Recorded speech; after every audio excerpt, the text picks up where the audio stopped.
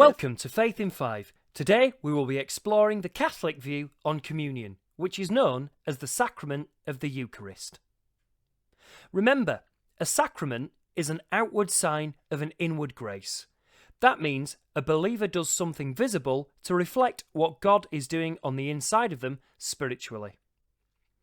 Every Sunday, Catholics will take part in the liturgy of the Eucharist in Mass. In fact, the entire Mass leads up to this point.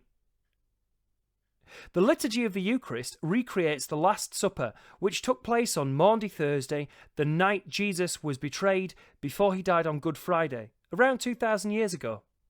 The Eucharist is made up of two elements, bread and wine.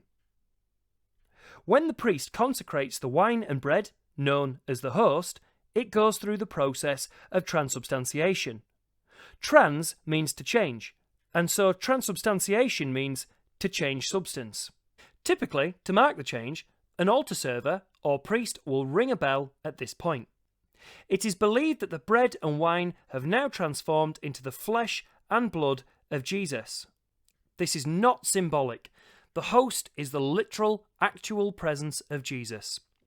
This belief is supported by the words of Jesus at the Last Supper, when he began or instituted the Eucharist. As he said, "This is my body," and "This is my blood," we can agree he meant what he said, and that the bread and the wine is Jesus' actual flesh and blood. When Catholics consume this, they do so for a number of reasons. Firstly, due to what Jesus said, "Do this in memory of me," it is a command, and so they do it in order to obey him. Secondly, it gives them spiritual strength and energy to carry out God's commands and teachings.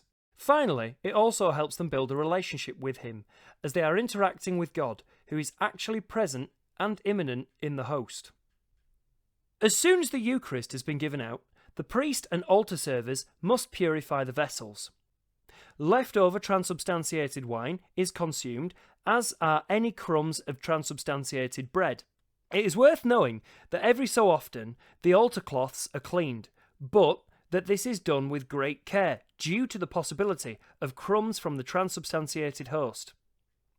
Washing is done by hand, and the water must be poured into the ground, not into the drain which would lead into the sewer. Many churches and chapels have special sinks which have pipes that lead directly into the earth. If there are any leftover wafers that have been transubstantiated, they are stored in a tabernacle.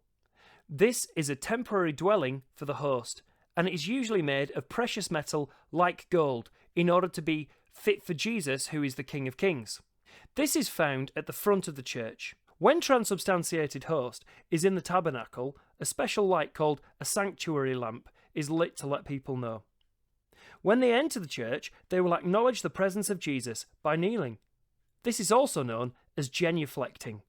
The transubstantiated wafer will then be used in the next Mass. Just as the tabernacle is made from precious metal, so too is the chalice, which will hold the precious blood of Christ. And again, this is to be fit for the King of Kings. Not all Christians agree that communion literally changes into the flesh and blood of Jesus. But here are some reasons why the Catholic view is correct. Jesus said, "I will be with you until the end of the age." And he has kept this promise through being with us in the transubstantiated host. Jesus said, "This is my body and this is my blood," and this implies that it is actually his body and blood, not merely a symbol. Also, Jesus said, "Unless you eat the flesh and drink the blood, you have no life in you." He makes it clear that we must consume him through the transubstantiated host to build a relationship with him in order to enter paradise. In addition to Mass, the transubstantiated host is used for adoration. This is where the host is taken from the tabernacle and placed into a gold frame called a monstrance. The priest will bless the congregation with it, and those attending will simply sit, pray, and adore the immanent presence of God in the transubstantiated host. This is a great way to build relationship with God. That was your Faith in 5.